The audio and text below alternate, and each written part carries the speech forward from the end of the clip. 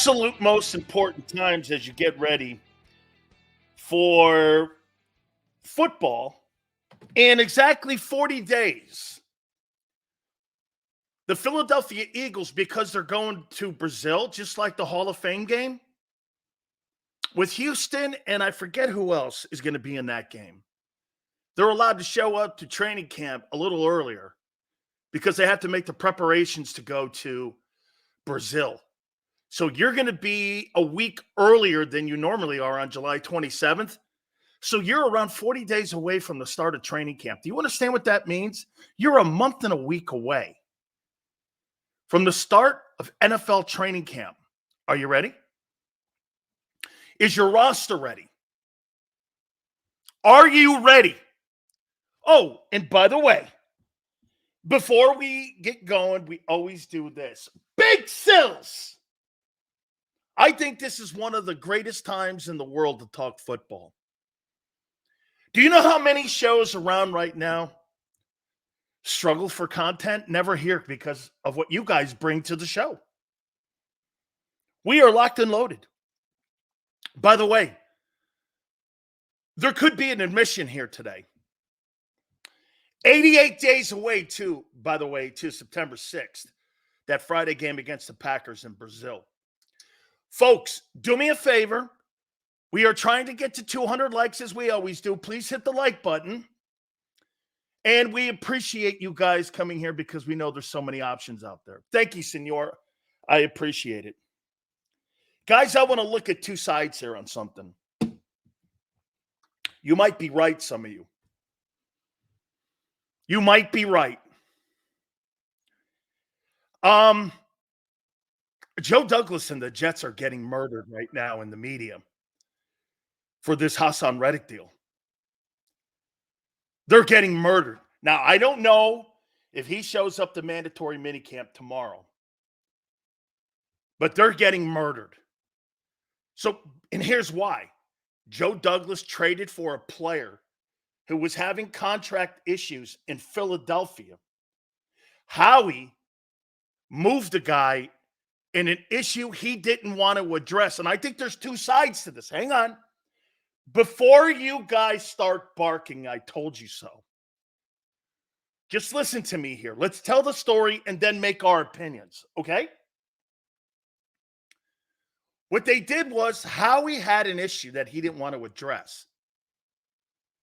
So he pushed it off on the Eagles, and he just wanted that out of his locker room and out of his hair. And that's why there was no real return in investment. I wonder in the negotiations, Joe Douglas said, we're not going to offer him a new deal. And Howie just said, I'll tell you what, I'll take a draft pick in the future for him. I just want to get him out of here. He doesn't want to be here. We signed Huff, his guy. And Joe Douglas said, okay. Okay, Joe Douglas said, okay. But now, Joe Douglas and the Jets are getting killed because, you know why? There's no contract extension. And Reddick's problems just moved up 95. They really weren't resolved. So he's now, instead of bitching at the Eagles, he's bitching at the New York Jets on a brand new contract. Nothing's changed really in his camp. Now, on the Eagles side of this, okay, is it a gamble to have signed Huff? Yes. Is it a gamble to have moved off of Reddick? Absolutely. But with a locker room that's had all kind of discord coming off of last year's disastrous collapse, maybe he didn't want that issue also in the locker room. And he didn't want to make Vic Fangio's job tougher. And Vic even said, I'm good moving off him. So, I mean, at the end of the day here, the only way that this is going to be resolved in who got the better end of it is going to be if Reddick reports, Reddick has 18 sacks, the Jets win. He doesn't report and he doesn't play. And he is a constant distraction and doesn't perform to those double-digit sacks in New York. The Eagles were right to get out of that deal. There's two sides to look at this right here. And it's playing its head out more that Hassan Reddick's agent has been the number one culprit in this whole deal. He put out false narratives that there was a giant market out there for him, Arizona and Baltimore. Remember, and I think Atlanta was another team that was supposed to be in the mix. There was no such market for him. Nobody has offered him 20. Dude, don't you think if somebody would have offered him 20, he's making 15 now, he would have took it. He would have took it. Instead, he's gambled. This is the final year of his contract. He doesn't show up to mandatory minicamp with the Jets. He starts getting fined. I think it's $50,000 a practice. I mean, so, including me beating Howie up over this. Hey, maybe guess what? You guys are right. Pump the brakes. Let's see how this thing plays out. Remember I told you there's not a chance in hell he would have held out. Well, we'll know tomorrow. We'll know tomorrow because he'll put in the Jets' pockets $150,000 if he doesn't show up to that 3-day mandatory minicamp for New York and Robert Saleh. And they're going to need that guy pass rushing. Or do the Jets deal him? Dude, I don't see anybody in the National Football League coming to the defense of Hassan Reddick's agent saying that Reddick has a market of $20 million. He doesn't. Seriously, and I agree with you, Flexen. We're going to find out more tomorrow. We're going to find out more tomorrow. If he doesn't show up, was it the right move for the Eagles to get rid of Hassan Reddick and not have that problem in the locker room? Was his problem going to be more than his production? Let's put it on the Jimmy Johnson scale of production and problem.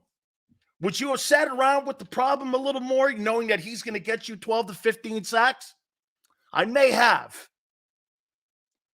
I may have done that. But depending on what kind of problem. Remember, all of this stuff started with Reddick's agent and Hassan Reddick. Remember Howie Roseman even addressed it.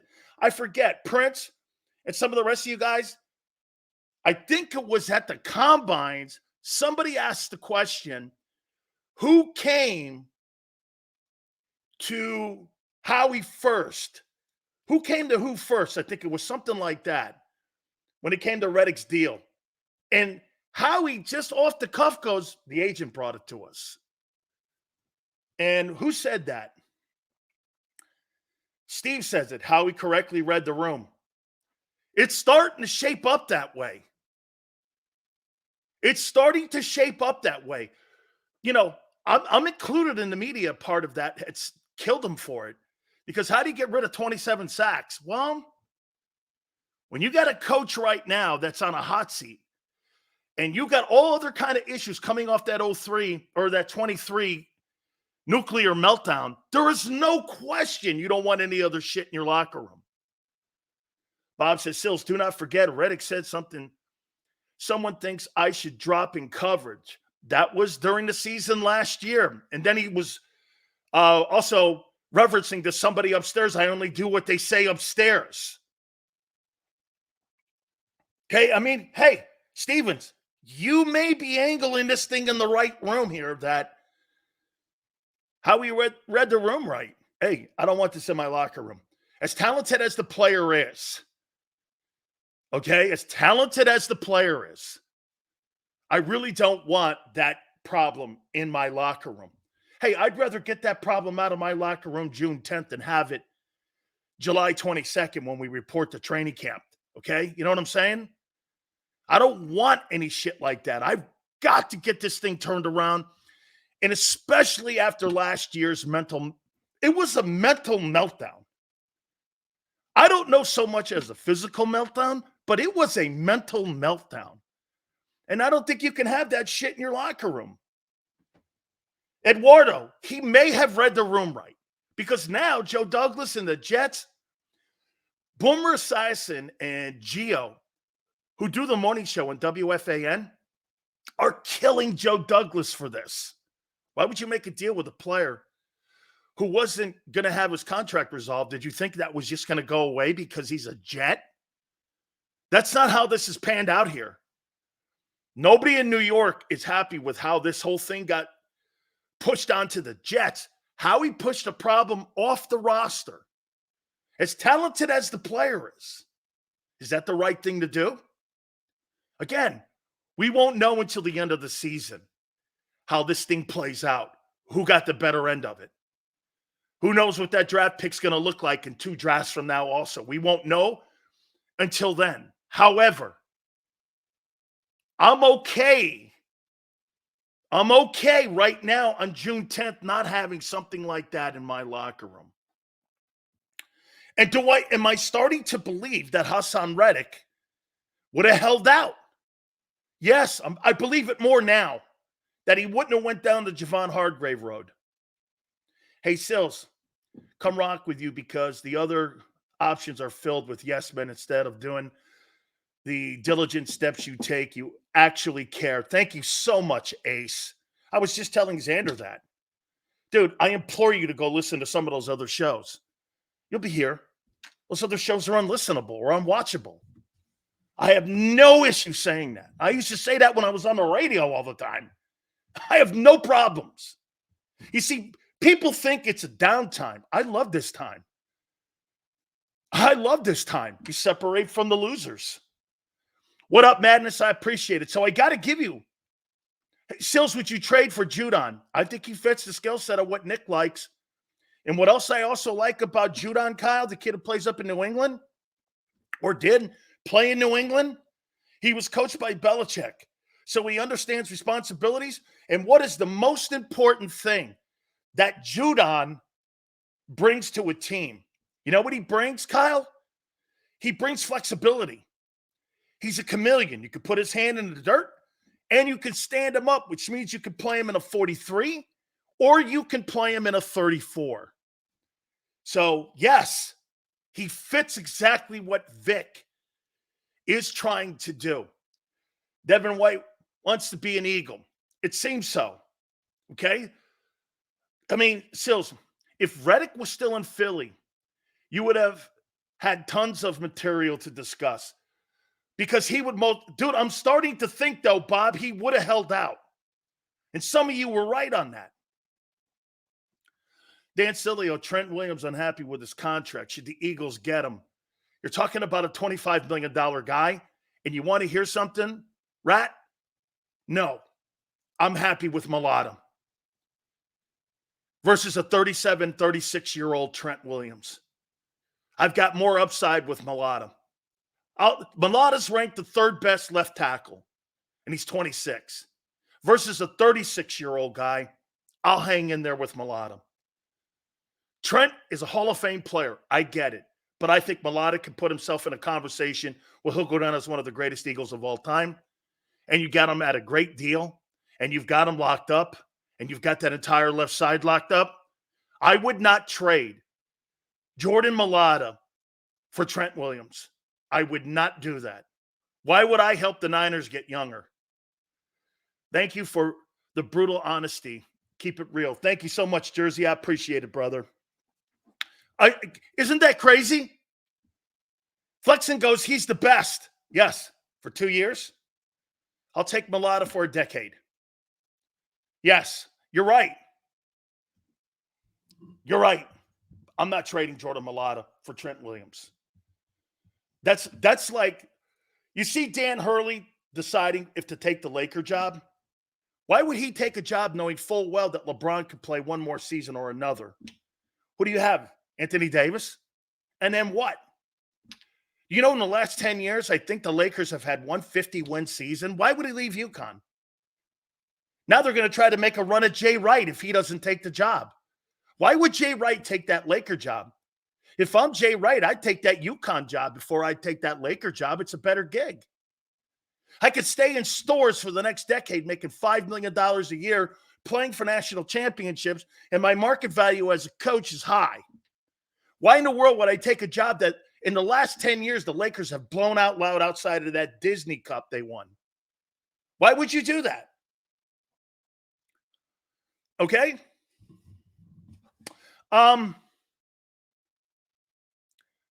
Jay Wright doesn't fit the pros. I think Jay Wright fits any place that coaches fit because I love him.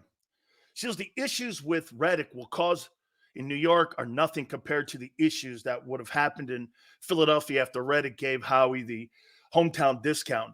It would have been a train wreck. Bob, Hassan Reddick had no other opportunity but to give the Eagles a hometown discount. He had just been released by Carolina.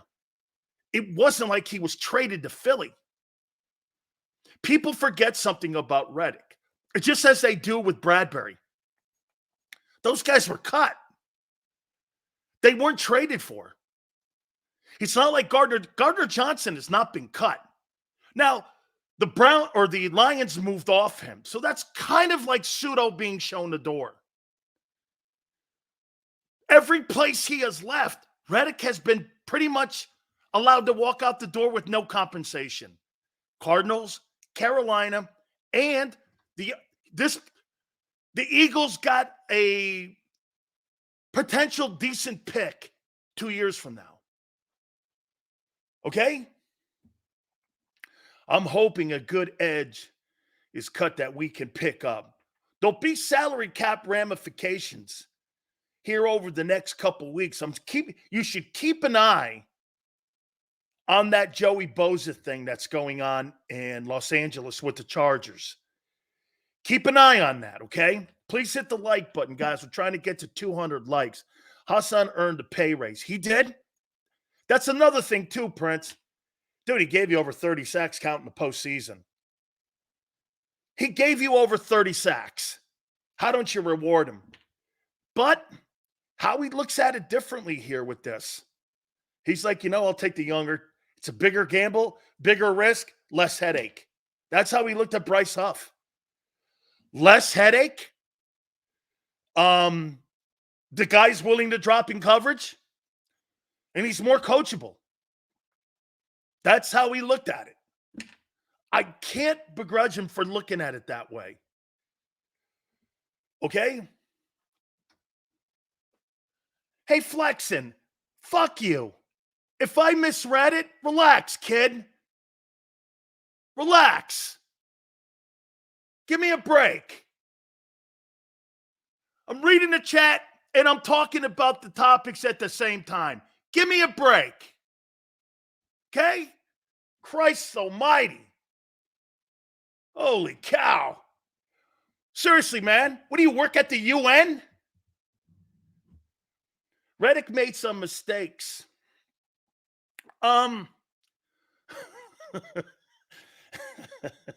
Flexen. Hey, Flexen, I'm not that tough. Got him. Hey, congratulations. Now you can go into your room by yourself there, Brandon, and you can go take care of your business like LJ, and you and him can go pleasure yourselves. Congratulations. What a win. Holy cow. I made Sills upset. Congratulations. Man, my wife doesn't even give a shit that she makes me upset, but you do. Think about that. My wife could care less, but you care. Sills, what worries me about Joey Bosa is his history with injuries. Absolutely. Sills is off his rocker today. No, I'm never off my rocker. What is going on? Prince, all good, man. All right. We're going to get into the topics here now. Hey, man, you know what? Hey, guys, how much do you care about this Caitlin Clark before we get into the topics? How much do we care? Love you too, Fatso. Oh, Flex. Okay. All right.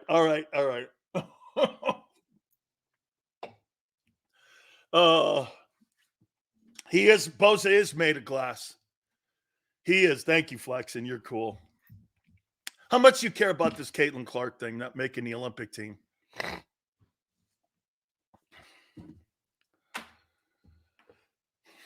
How much? Love you too, Fatso. Hey, but just so you know, hey, Flexin, just so you know, I was talking about being an astronaut when I, over the weekend with my wife, and we were talking about the Apollo missions, right? My wife goes, "Are you going to the moon by yourself? Because there's not a chance in hell you're going to fit in that capsule." Just so you know the kind of house I have too. Okay? Just so you know. My wife goes, "What, are you going to the moon by yourself? There's not a chance two other guys are fitting in that capsule with you, homie." The WNBA is stupid, totally stupid. You know what the big conversation is now? Who are you going to take off the team? Does it matter? Does it matter? It doesn't matter. You missed a golden opportunity to promote your sport more. So I'm going to take this to you, but I'm not going to spend a lot of time. I'm just going to say this. Hey, girls, don't ever bitch to me about your salaries being $37,000 or whatever it is. Don't ever talk about equal pay when you're not willing to expand a sport. You had 28 years, Diana Taurasi, all those great players, to expand your sport, and you never did. All those great players didn't do anything but make the WNBA a gas-guzzling sieve of a league where they lost money every year for 28 years. Now you have a chance to turn the fortunes around, and you're too blind. Get this, guys. Here's something to say this about Larry Bird. You know how they're trying to compare this situation to Christian Laettner going on that Olympic team back in the 92 Dream Team? It wasn't Christian Laettner that people should have been bitching about. The guy who didn't belong on that team was Larry Bird. Larry Bird didn't belong on that team. He never practiced. He barely played. But why did they put Bird on that team? To influence people around the world to watch NBA basketball, because there's one of the biggest signature names of all time. He was a shell of himself. And if you look at today's players in the league, who are arguably the two best players in the league? Joker and Luka, and maybe even Giannis. They're all European, and they all play like Bird. They're not vertical. You think Luka and the Joker are vertical? They're not vertical players. Bird wasn't a vertical player. He could barely jump. They all resemble the play of Larry Bird. Okay? I mean, at the end of the day, who gives a shit who's on that Olympic team? You could have really done more for it. Hey, how do you think Comcast and NBC are feeling that she's not on it? Happy or sad? Will I watch it? Maybe. If she was on it, I would have totally watched it. I'm watching tonight's game. So just stupid. I've never seen a league more in my life have more professional jealousy than the WNBA. You deserve what you get, man, with all the heat you're getting. It's a stupid decision. All right. I appreciate everybody coming aboard. Please hit the like button. All right. Now, let's do something here on this Monday. I found it odd, and I got this topic from Xander this morning on Birds 365. I heard Xander say this. I loved it, and I kind of questioned it. So, how optimistic are you about this coming season for the Philadelphia Eagles? By the way, we're going to take a look at the brand new depth chart that's out, and I think some of you are going to be shocked. Okay? Hey, C24, he doesn't get it either. She's been propped up. Well, if 24,000 fans in D.C. is being propped up, well, I'll take propped up instead of playing in front of 4,200 people. C24 wants WNBA girls because the right thing to do is to put a 42-year-old Diana Taurasi on it where no one cares versus somebody who fills arenas like they're Tyler Swift. You're missing it, guy. You're totally missing it. She's not hyped up. She's delivering. 24,000 fans showed up for our last game. We're tradition. Well, hey, C24. Well, then sell it. Take advantage of it. So, not debating it. You're an idiot. How many wins? Bob says 10. 10. I think, hey, Ultra, she should go to Big 3. See how that works out. Then she could send that league back to the abyss. How many wins do you think that football team has? I'm optimistic. I'm very optimistic. LJ says 13. 13 wins. Okay. 8 to 9 wins. 13 wins easily. So I heard Xander say this. Now, let's do this. Can two things be true? And I heard him, and he's not the only one doing this. Every single person in the Philadelphia media is doing this. I see 12 wins. I got you 11 most. So the Eagles fans are optimistic about the potential on defense and helmets and shorts. Then they turn around and say the same comment of this. But not worried about the offensive struggles and OTAs and in the mandatory minicamp. You're not worried about the offense, but you're more optimistic about the potential in helmets and shorts. Is this what you want to hear? Are you telling yourselves things you just want to hear? Because it sounds it. On one hand, you like what you see in helmets and shorts with the young players and the other potential players. On the other hand, you see the guys who are the most veteran side of the ball, who make the most money, who should give a shit more, and that doesn't concern you. How can both be true? Or can they be true? Can they be true? Prince goes like this. So you're not worried at all. Well, then you still are worried about the defense, right, Prince? So then you're still worried about the defense, right? So you're still worried about the defense.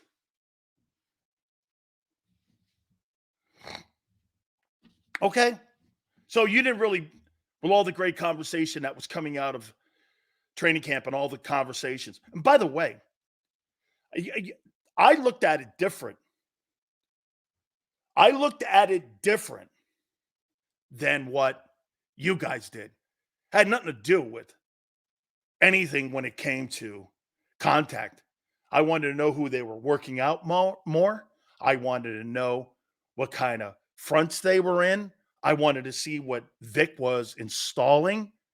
Looks like what John McMullen reported on Birds 365, that about 69 to 71% of the time they're going to be in a forefront or bare front. Looks to be true.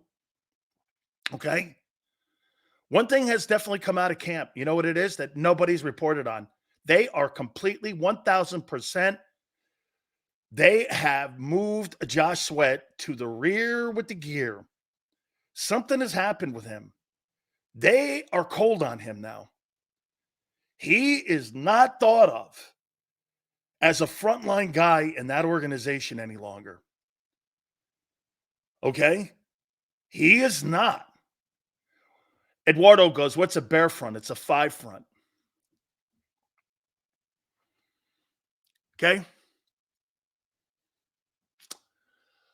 JM, they could be thinking because of that catastrophic high school injury that he's aging like a dog. And at 28 years old or whatever he is, 27 years old, they may be thinking this guy's got 1 or 2 years left of productivity. They restructured Sweat's deal. They sure did. So they can get cap and they can reduce that money in case they had to move him or cut him. I got to tell you, man, I think Josh Sweat's got 1 more year in Philly and he's out. He's not even a starter right now. And here's a guy 2 years ago had 11 sacks. He's not even starting right now when it comes to their depth chart. They've clearly moved off him. So here, I listen to this, and I'm hearing people go, hey, man, so much potential. So much potential on the defense. Potential is a word that I keep telling you. You haven't done it yet. It's a code word. It's a mask word. It's a word that makes you feel good when it's unknown. You see, the word is really unknown. Potential and unknown are the same. They're the same, but what makes you feel better? Hey, that team's got a lot of unknown. Hey, that team's got a lot of potential. Makes you feel better about what you're watching because it puts you more in an optimistic view. I'm not saying that's bad. You say that about every player, coach, and front office staff. According to Sills, everyone is gone by week 5. No, that's not what I say. I'm saying that Josh Sweat is no longer thought of in the eyes of the coaches right now as a frontline dude. He's been delegated to backup. Not my words.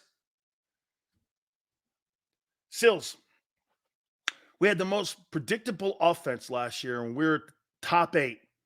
The defense was the biggest issue, and that's why I keep saying has to dominate this year. Okay? Sills, consider this. Sweat and Reddick were tight. Sweat sees how Reddick was handled. New players brought in to replace him. He's probably salty, and that doesn't work well under Howie. Well, he knows he's next because they moved off of Reddick. Sweat's next.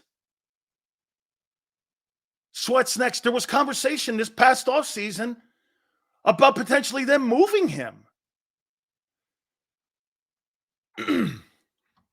Sills, what's the earliest Sidney Brown can play? ACL injuries, at least 1 year, right? David, that's not the case for everybody. And David, I've never seen in my life how today's technology can get you back on a football field, whether it's an Achilles injury, an ACL, MCL. I've never seen anything like it. The modern day medicine that we see today in the National Football League and at the college level, I got to tell you, man, they get these guys on the field quicker. And when you're younger, that's another advantage that Brown has, is that he's young. If he was in his mid-30s, that's a different conversation. He's young. 6 months from his surgery, I would say potentially he's starting to run again. Hey, Sills, I'm starting to be optimistic on defense with Nick. The offense scares me more because we have talent and won't use Hurts from the 22 season.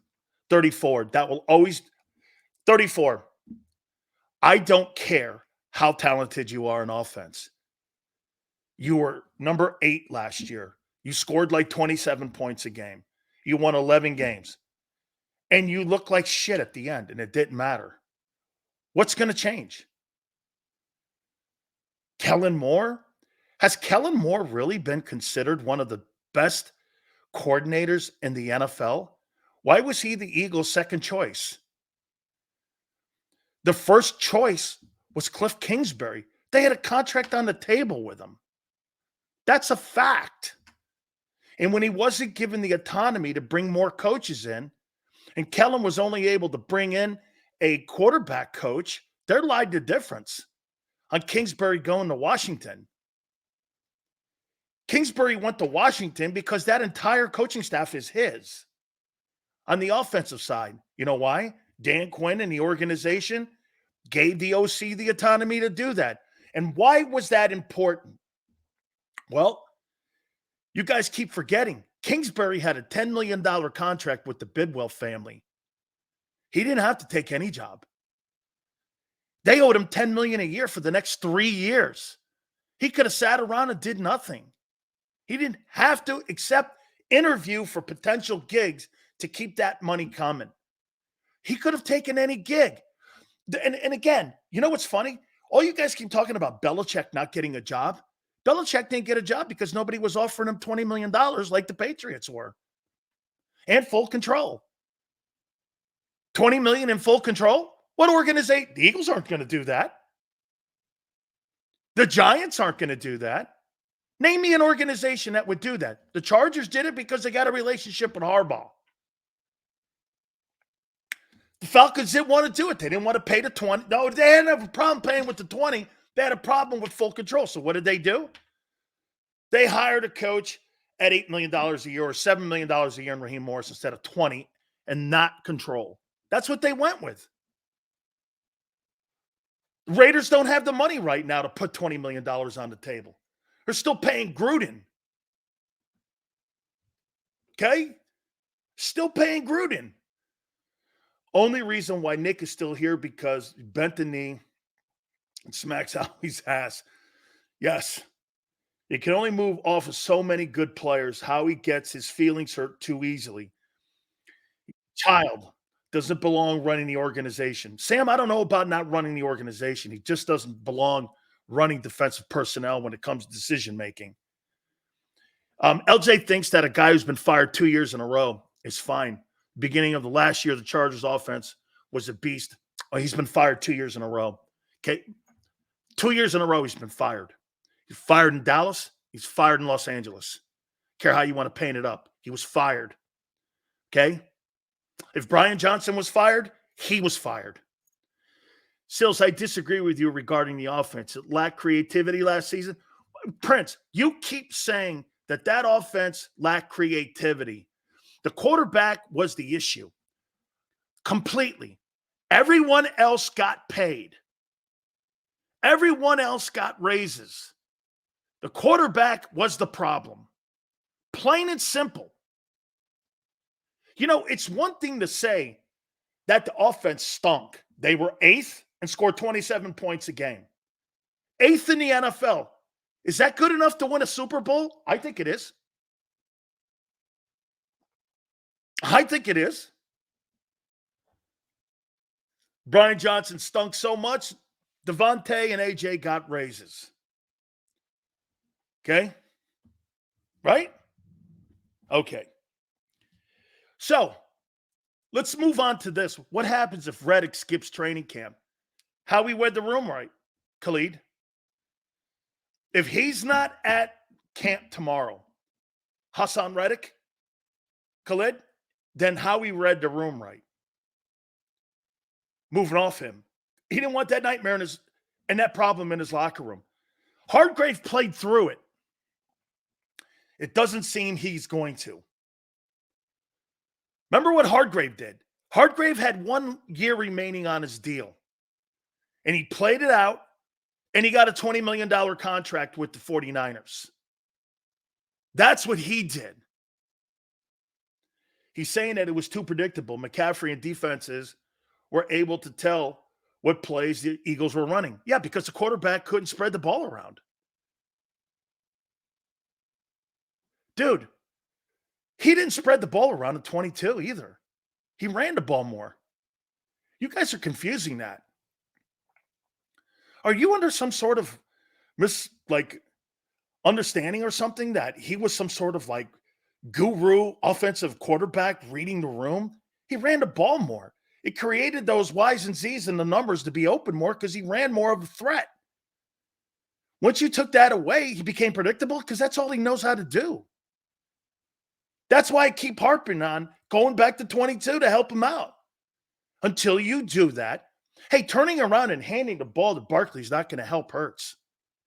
In any way, be a better reader of wide receivers in the pocket. That's not going to help him. That's not going to help him. That's something that's going to take time. He's still developing that skill set. Now, let me ask this question.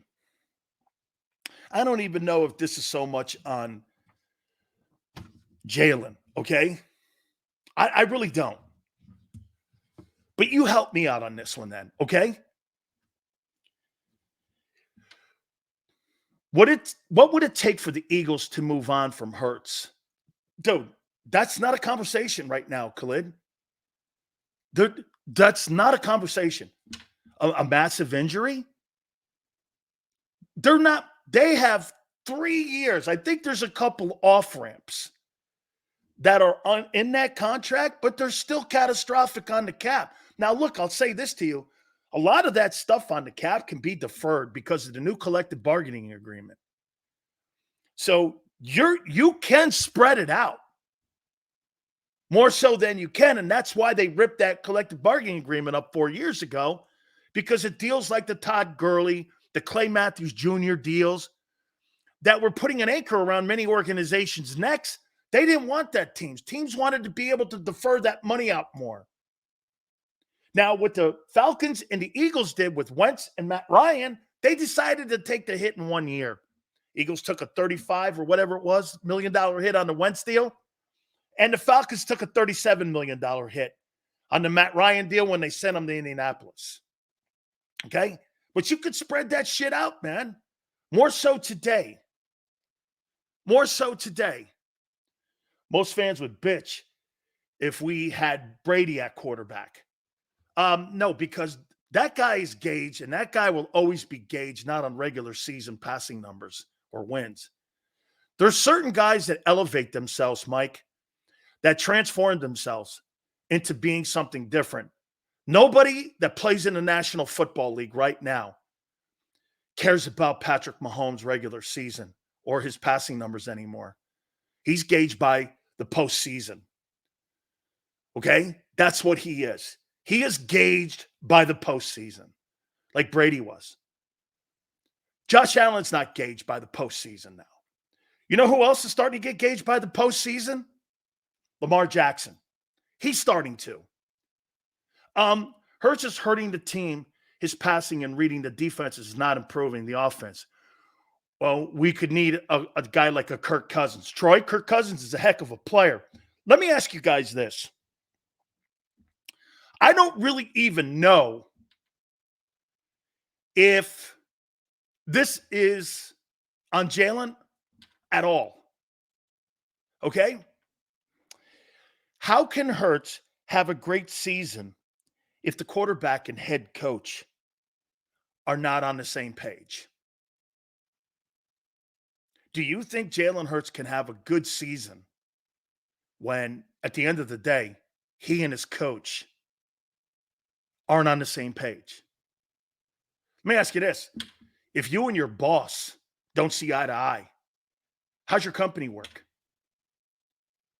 How does your company perform if you're not on the same page? Okay? What is Kirk Cousins' playoff record? Probably something around Hurts' 2-3.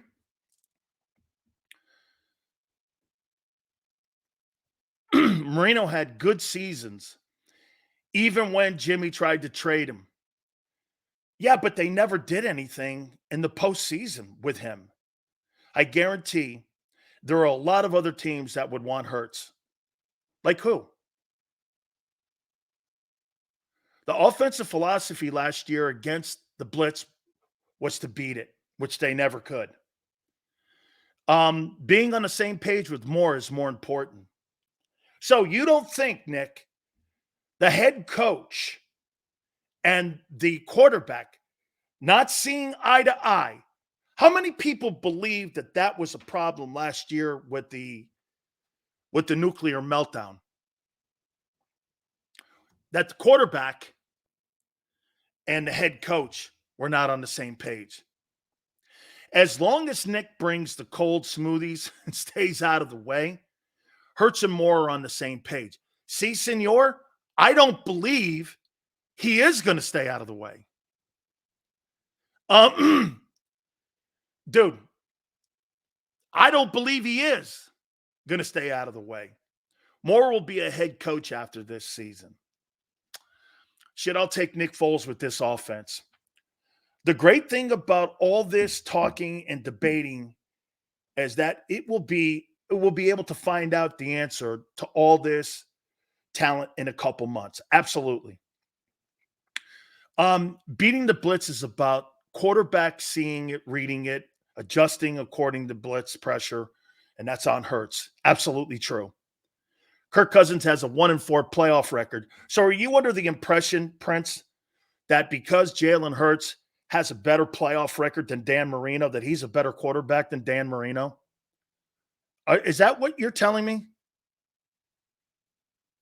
Is that what you're really telling me? So then that means then that Brock Purdy is 10 times the quarterback that Jalen Hurts is, because he's 5-2. Is that what you're saying? Okay. We're using that then. And we're going to use your benchmark. That's what separates Purdy then. He's 5-2 in the postseason. He's been to 2 NFC title games. He spreads the ball out more, which makes him better than Hurts. Hurts does not perform like Purdy does. He wins, goes to title games, and get this, he's 5-2 in the postseason. So by your metric, that guy in San Francisco is by far better than your guy. And if Jalen Hurts is a top 10 quarterback, he's a top 3. Purdy's a top 3. Okay? C24. I don't know what that guy's fucking doing. This guy's like a 2-year-old. Does he want to be noticed that bad? Guy, you're retarded. Let's measure everything by rings. Mahomes and Brady are the best. Nobody else has rings convo. No, the metric is you just used Kirk Cousins' playoff record against Kirk Cousins. Well, I'm going to use Brock Purdy's playoff record and what he has done and won in the last 2 years. Why do you guys take a story? Why do you take a story, okay, and use it for one comment and then turn around and then don't apply it to the same guys in the league? Why? Sills, I listened to Nick's press conference and felt stupider. I honestly don't think Nick has anything to offer as a coach. I told you flat out, my friend. Hey, senor, that guy is not qualified to be an NFL head coach in this league. If I'm being honest about Hurts, he can't overcome a bad team or bad coaching. Well, you know what, though, dude? There's a lot of players that can't overcome that. There's very few people that can't overcome that. Senor, I agree with you, man.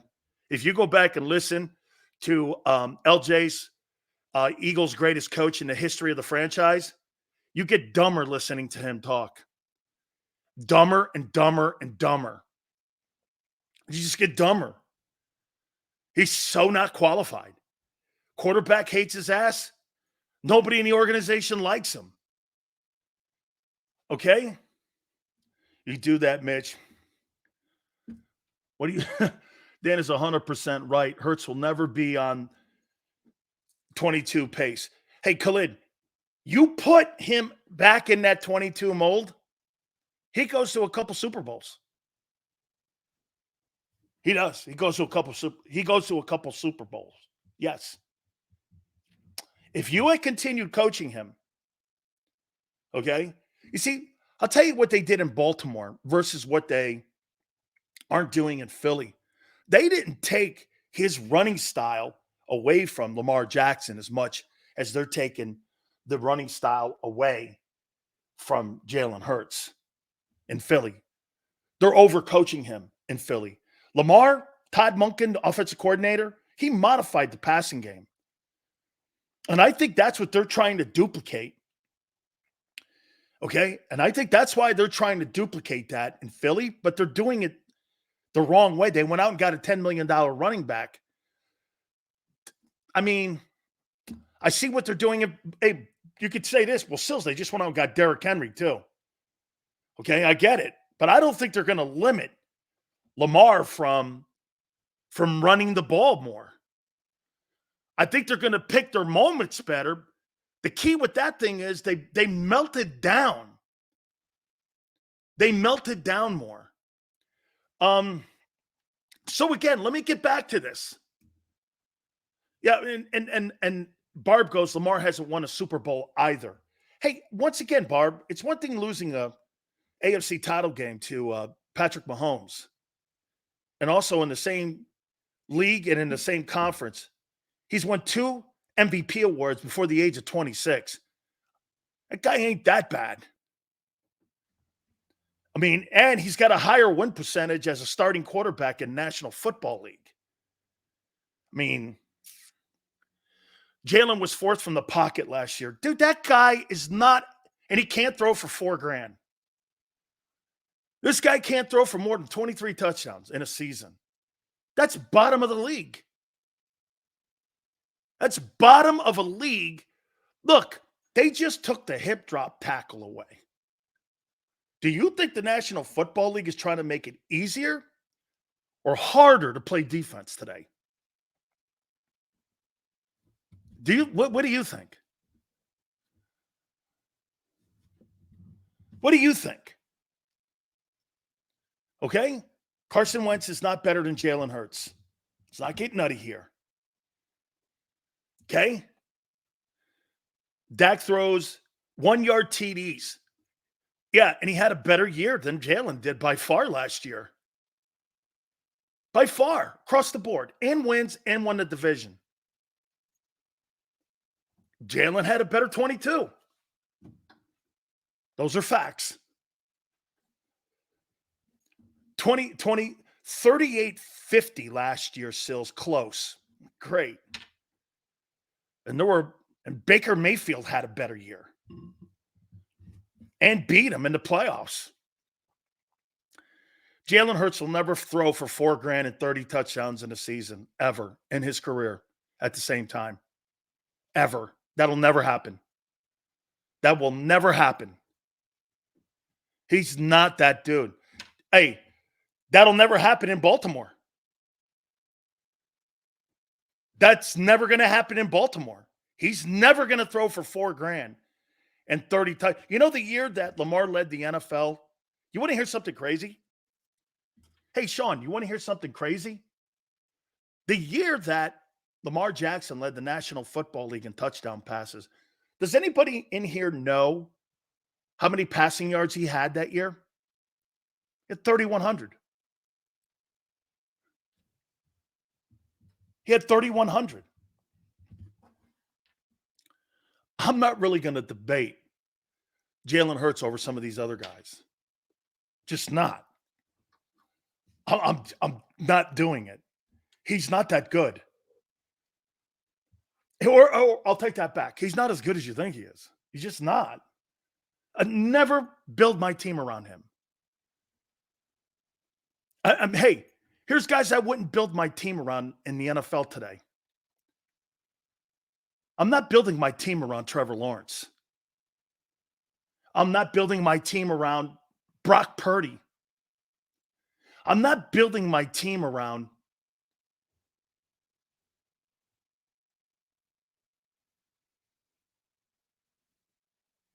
Dak Prescott. I'm building my team around Jordan Love. I'm building my team around CJ Stroud. I'm not even going to bring up the guy in Kansas City anymore. Just not. I'm building my team around Allen. I would never build my team around Jalen Hurts. I would never. Why do you think there's a coincidence that both Purdy and Jalen have the most expensive offensive huddles in the NFL? Why? Because they need the most help. Common sense will tell you that. Common sense will tell you that. There's a reason that you have a $175 million offensive huddle. There's a reason. You have a great GM. No, I do not believe you do. I think you have a great general manager that knows how to put contracts and manage his cap. That's where his strength is, and that's where it lies.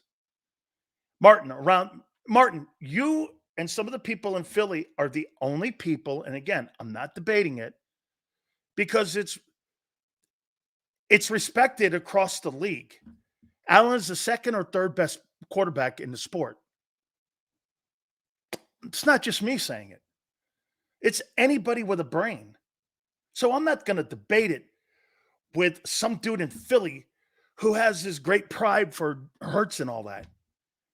Nobody in the planet would draft him over him. If you were building a team, you would build your team around Hurts over Allen. You're stupid. So we'll agree to disagree. We'll agree to disagree. You keep him. I'll take Josh Allen. Okay? All right.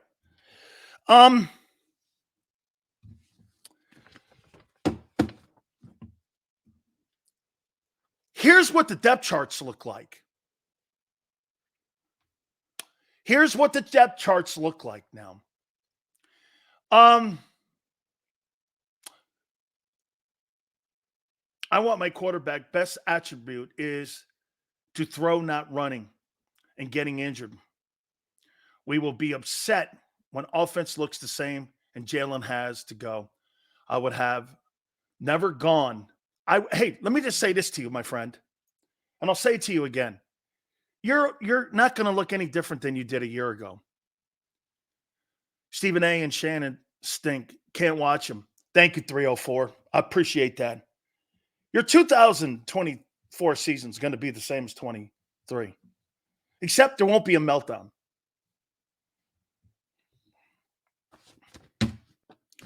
Seals, why do you think that Hurts has so many people making excuses for him when McNabb never did? Because Jalen's attitude's better. Or it seems. And he's a second rounder.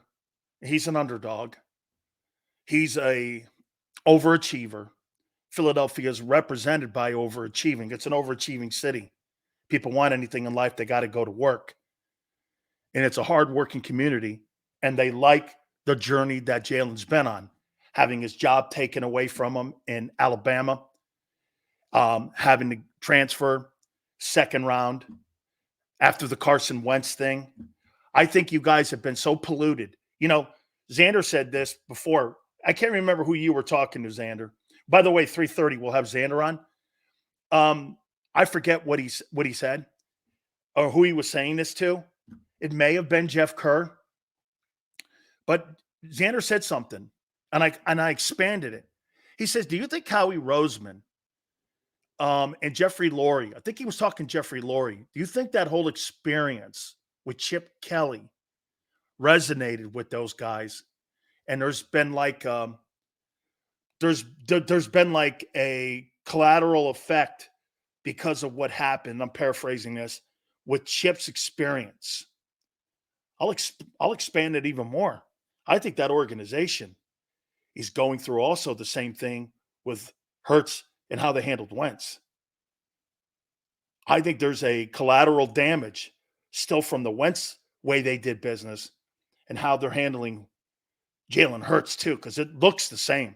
It looks to me the same on how they're handling Nick in a way, that they don't want to look bad on the Doug firing, and now they don't want to look bad, and they want to overcoach this thing with Jalen because they don't want to be made to look bad.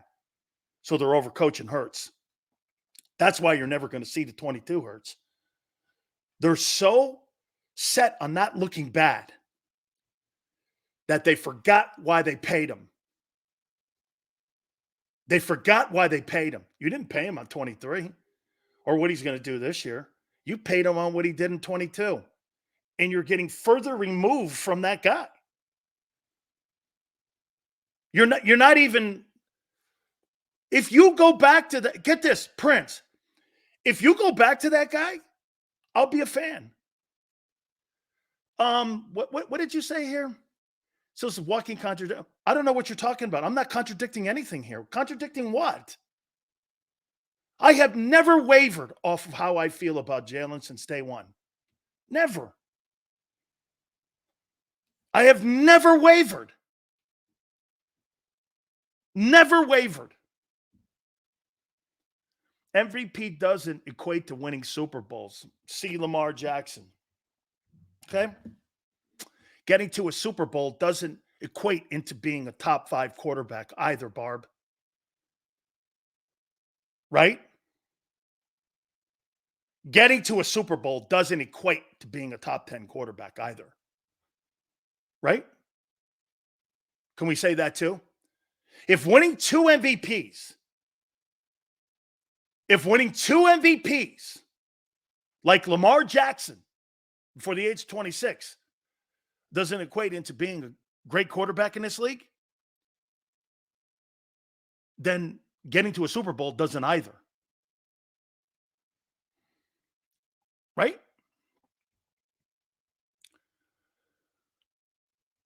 Sills, this is on Howie. When signing a quarterback with Hurts' running ability, you can't expect a long-term career. A scheme change won't turn Hurts into Allen or Mahomes. Let Hurts be Hurts. I think that's what many of us are saying. I'll take 7 years of Jalen Hurts at 22 versus 12 years of Jalen Hurts 2023. You're going to go further with 22 than you are 23. You're going to go backwards. I do not believe, and I'll make it here, I'm going to flat out tell you, I do not believe Kellen Moore is going to turn that thing around. Not with Nick in the building. Maybe if Nick wasn't, there'd be better chance. But with Nick in the building, not a chance. Because the players are exactly right with what Xander says. No matter what happens, if it's a success, Nick ain't going anywhere. Nick ain't going anywhere. He'll be back in the same bullshit next year. He's right. He's totally right. Hurts has the best receivers line yet we collapse and embarrassing from dude Jalen is holding us back. If we had any competent quarterback, we'd be a Super Bowl favorite. You're still a Super Bowl favorite. Because I think the NFC is not very good. Here, San Francisco, Detroit, and who? Outside of the Eagles. Rams? Who? Outside of Detroit and the Niners. Who would you put up there? As a Green Bay? I think they're too young, but we'll see. Green Bay's awful young. Very young football team, but okay, I'm there. I think Green Bay could be good. I still think they got some work to do with defensively. Okay? If the Eagles have success, Moore will get the head coaching. He'll get head coaching offers. Absolutely, and he'll leave.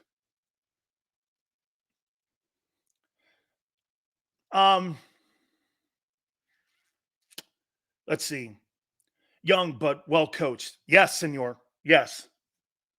Sills, you in the chat need to look at Jalen's 22 stats. Yes. No, I understand his stats. His stats were lower across the board, except for number one thing, what makes him great. Protecting the football.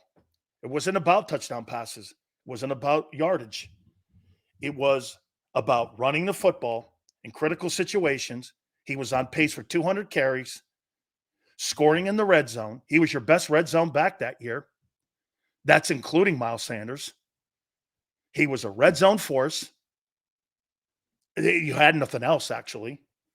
And you didn't even have a really good red zone offense last year because they didn't run him. His 22 stats were more than just statistics. They were situationally. His stats at 22 were by far more impressive than 23 in anything he did across the board. Why? Because they were more impactful yards. Taking off on third down, constantly being third and short. There's no question. Now you got a brand new offense, 95%. Does that mean the tush push is gone too? Is that still going to be implemented? Or have they taken that out? Have they taken out the tush push? Since the 95% number came out of Jalen's mouth, have they taken that out of the game plan too? You know, like I told people, one of the most incredible things that made that offense insane was that you started every sequence 1st and 9, not 1st and 10. You started 1st and 9. Hey, local dude, I thought you were gone. Hanging around still? Or are you another one of those guys? Just talk shit all day for 4 hours. Are you going to go or not? Look, in 22, all Jalen did was run, and the league wasn't ready following year after film. League caught up to him. Absolutely. Troy, that's why the thing never evolved. That's why it never evolved. Tush Push sounds like a dance song. I think Jurgens might struggle. Hey, a bit of life? You want to hear something funny? I don't think Jurgens is going to struggle. I think he's going to give you a Pro Bowl year. You know why I'm confident in saying that?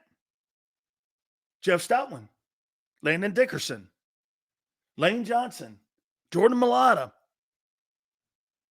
You got a bunch of superstar players. I think that dude's going to be good. I mean, not Kelsey good, but hey, how about this? We're going to look at the roster here in a minute. And I was going to save that part for this, but I personally believe that Cam Jurgens is going to go to the Pro Bowl. I have more confidence saying that.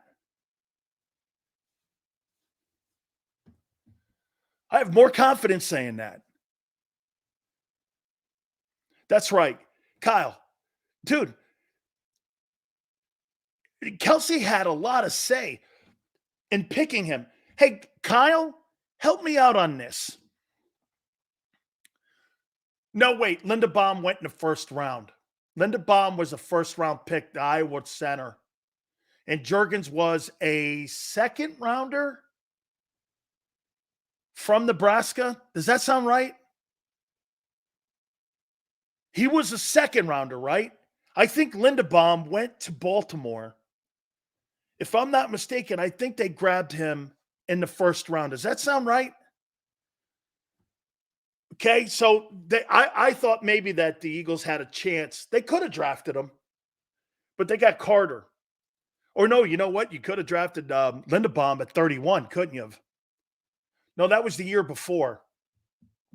That was the year before. Okay, no. Yeah. Linderbaum was a first rounder out of Iowa. That's correct. You're right. All right. Xander's going to be at the bottom of the hour here. I want to look at the depth chart. You're going to be not thrilled with some of the positionings right now. Now, look, this doesn't necessarily mean it's set in stone here, but I got the depth chart this morning. I got the first in teams written down here. Let's do the offense first. Jalen Hurts and Kenny Pickett. Kenny Pickett's the second team. Hurts is the first team. Pretty solid there. Kenny Pickett, I think he's a quality backup. If you see the backup in the game, team's in trouble anyway. Barkley and Gainwell. Saquon Barkley's health will be the issue, but Barkley obviously is your starting running back. Wide receiver, A.J. Brown. Aeneas Smith is backing up A.J. Brown. Depth chart in June. You're 50 days to camp, Barb. And this is what you look at as a player. There's always a depth chart up. Even when you're not practicing. There is always a depth chart in the locker room posted. Sometimes even your off-season workouts are dictated by the depth chart. There is always, 100% of the time, a depth chart posted. in an NFL locker room. Okay?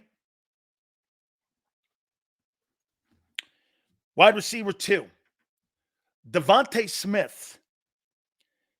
They got Britton Covey behind him.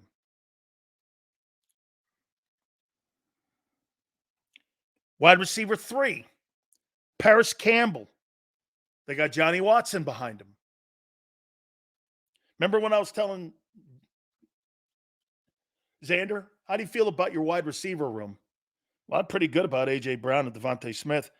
When I see Aeneas Smith and Britton Covey and Johnny Wilson as the second team guys, concerns me. Keep talking about Fredo-esque and Spadaro will come after you. Yeah, okay, good. Don't worry. Bob Lang will call him. God bless that Dean wasn't first. We wouldn't hear the end of it. Oh, I'm not there yet. Tight end, Dallas Goedert and C.J. Uzomah is your second team guy. Offensive line, Malata, left tackle. Fred Johnson. Micaiah Becton will be the swing tackle, though, but they got him just listed there. But Micaiah is the swing tackle. Landon Dickerson, left guard. Matt Hennessy is his backup. Center, Cam Jurgens. Dylan Mahon, second team. Who didn't look that bad, they said. Right guard, Tyler Steen.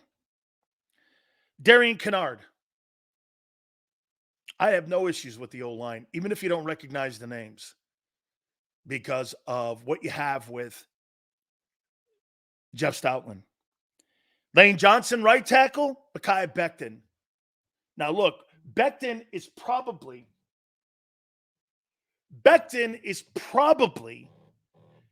okay, he is probably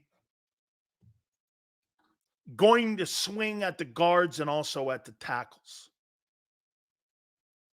Okay? Hey, local dude, you still here? Let's see now. It's over an hour now. You told me you were leaving. Just keeping score here. Want to talk shit? Okay? So the offense, pretty good stuff. Let's take a look at the defense. Here's your depth chart. By the way, let's see here. What happens if Becton becomes all pro? Phenomenal. Absolutely phenomenal. Absolutely fantastic. Becton looks like a beast. They love him too, by the way. Okay? Let's see. You've been here 7 minutes? Okay, so you say you've been here 7 minutes. So 2:14, let's see if you're still here. I hope you're not.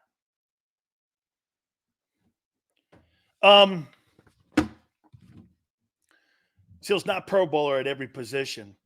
Curly a shit roster. That's not what I said. Once again, overcooking it. Okay. Let's see here. Wasn't like Jalen was using Kelsey's help, was still effed up because of the blitzing. That's what you're referencing. Okay?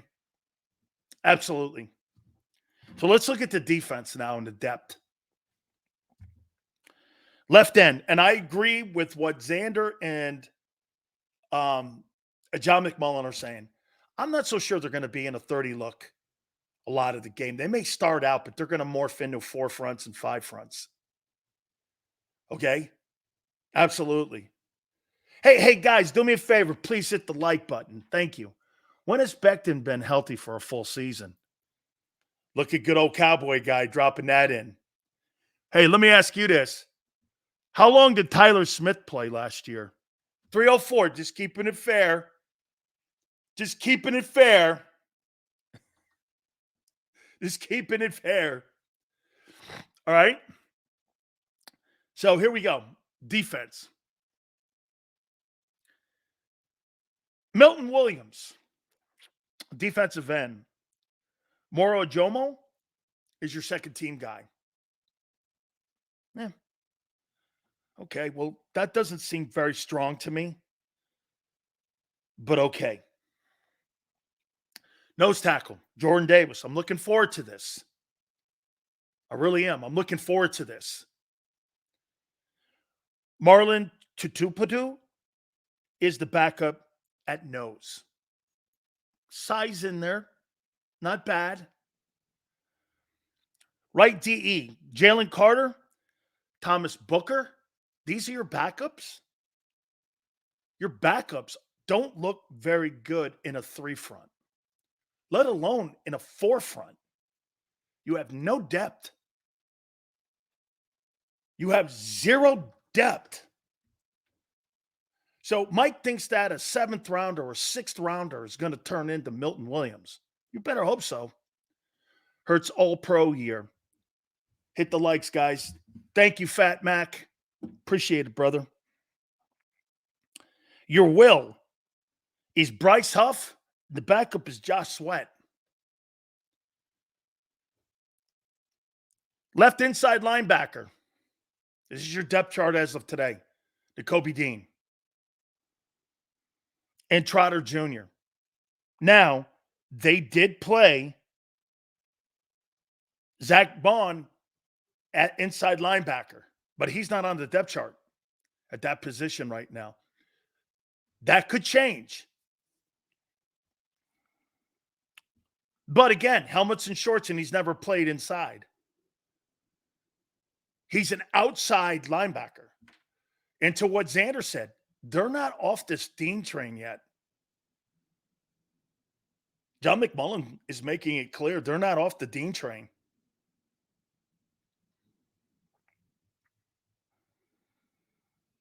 Devin White at left inside LB. Right inside LB is Oren Burks.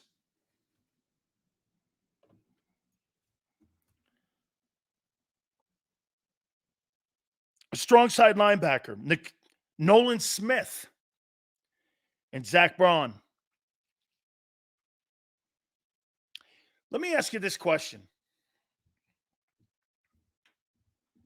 Left cornerback position.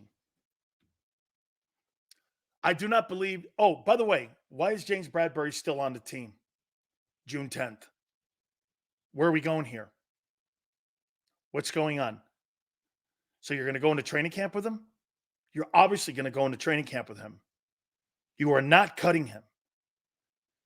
You are going into training camp with James Bradbury on your team. You see this, right? They are not cutting him. Because they could have cleared up a roster spot, went out, and signed another guy. No one knows. You have to have your, you know what? You're right, Neil. June 1, the roster has to be set to 90. Oh, wait, we're past June 1. You have to have your roster set at 90 right now. So you are going to camp with him. No one knows. Your 90-man roster has been set. Your training camp roster is set. You're going to camp with him.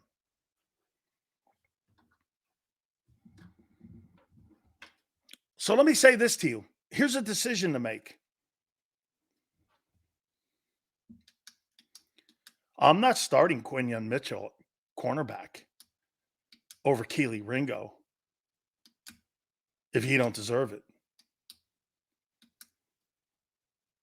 I don't give a shit what round you drafted him in.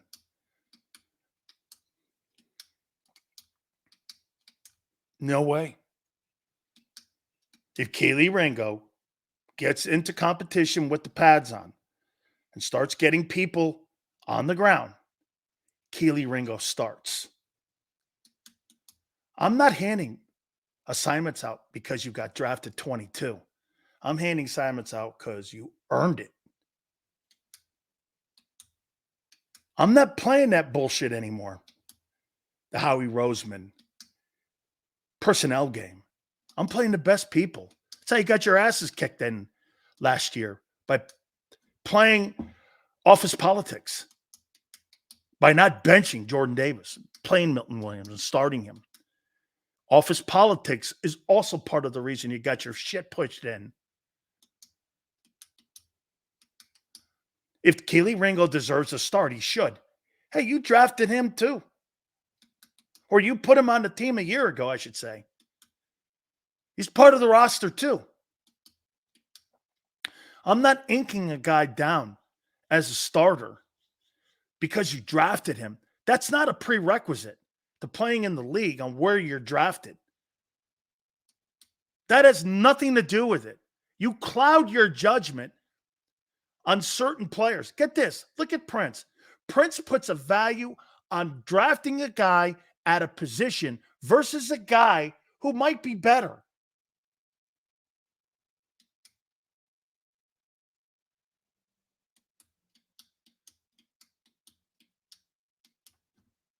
How's that possible? Don't you want the best player to play?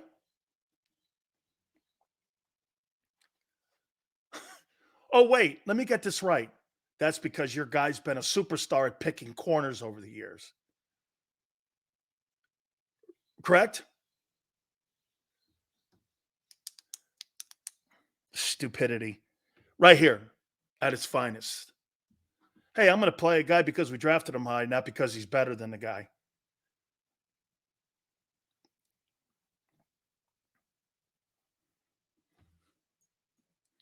Okay, Prince, I got you, brother. No, Sean, no. So you're saying how he screwed up the draft sales? No. I'm saying if a guy's out playing another guy, he should start. No. No. Well, I'll tell you what, JM, I didn't hear Quinyon Mitchell's name as much as I heard Kelee Ringo's name coming from Vic Fangio.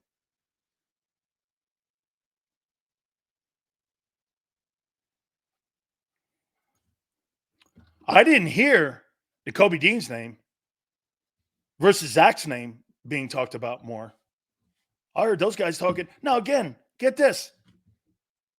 Here's something else that I love how people go, well, you're in pajamas. I got it. So in pajamas, the defense shows some prospect, but in pajamas, the offense sucked out loud. And I'm not worried about them, even though they're the most experienced and they're the highest paid guys. But I'm giving those guys a lot of love over there because they look good. Hey, I love the optimistic look on it. It's okay to be that way on June 10th, but that's not reality. It's not a sliding scale one way or the other. It's either giving people kudos or not. Bradbury All-Pro year. Man with chip. MMW.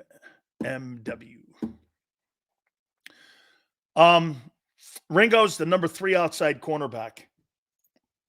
So you're going to hand a starting assignment to somebody who might not deserve it because he was drafted 22. Is that right, Marina? Okay.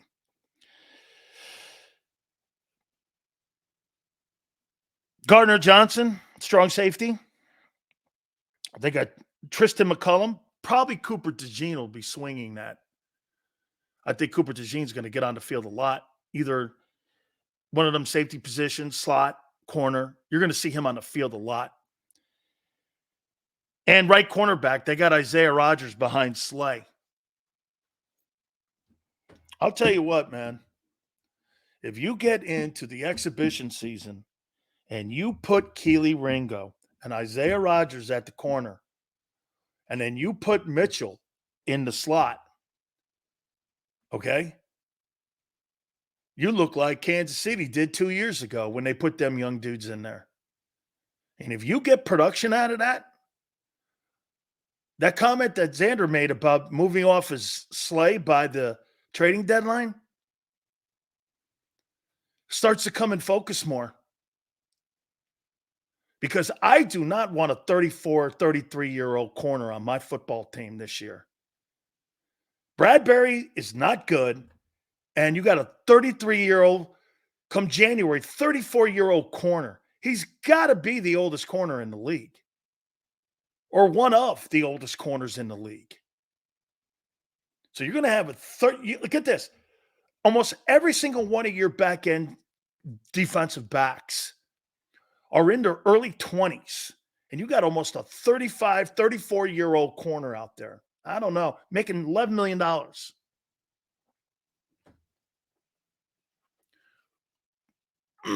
Cooper is not that good, not physical. I disagree. I think he's shown more so far in the OTAs than Mitchell has.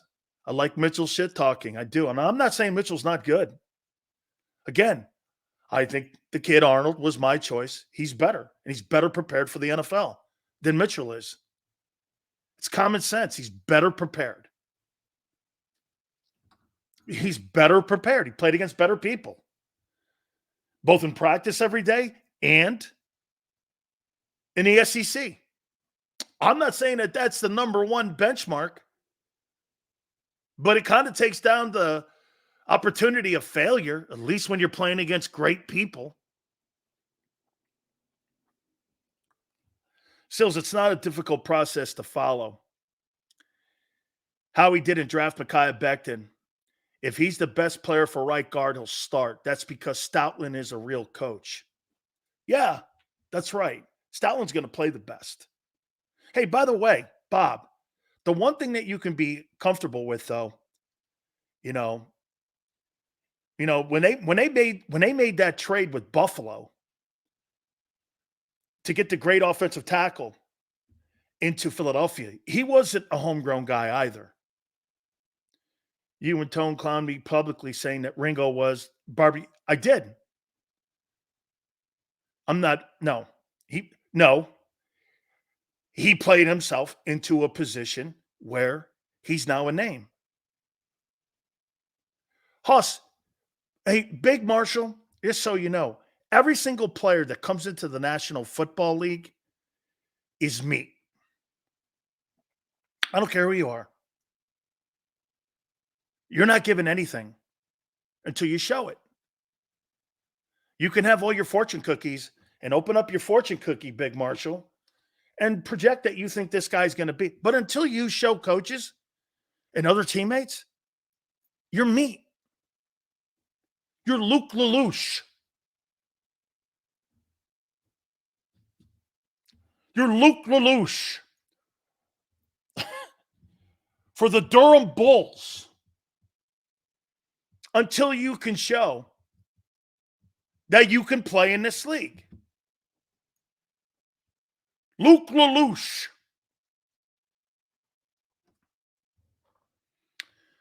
Let's see here. I got 30 minutes in now, huh, local dude? Still here, huh? Damn. I thought you were gone an hour ago. It's all good, brother. You want to stay? Have at it, man. We welcome all shit talkers. That's why Xander throws shit at me when he goes, how can you not like A.J. Brown, Sills? Yeah, I think Vic wants Bradbury. Barry fits perfect. Well, I'll tell you what. He was part of that 22 process. And if Bradbury's playing center field, can he really kill you that much? I don't know. Sills is such a prick, bro. Hey, local dude, you're just figuring that out and only took you 30 minutes. Holy cow. You must have a college degree. It took him all of 30 minutes to figure that out. Really? You should see some of the text messages that I get, Sue, from Xander Krause, who is the superstar in the mornings here with Birds 365. Don't skip my super chat, Sills. I worked hard for that. Hey, I didn't skip it. I didn't. You think $5 is going to make me apologize to you? You need to roll that thing around here a little bit. It's going to take a $50 one. You give me $50, Big Marshall, I'll apologize. I'm easily bought. $5, You can't buy me like that. That's just a little too cheap for me. I'll even go $20. I'll give you an apology on $20. How's that? I'll come down because it's the off season. In season, it's $100.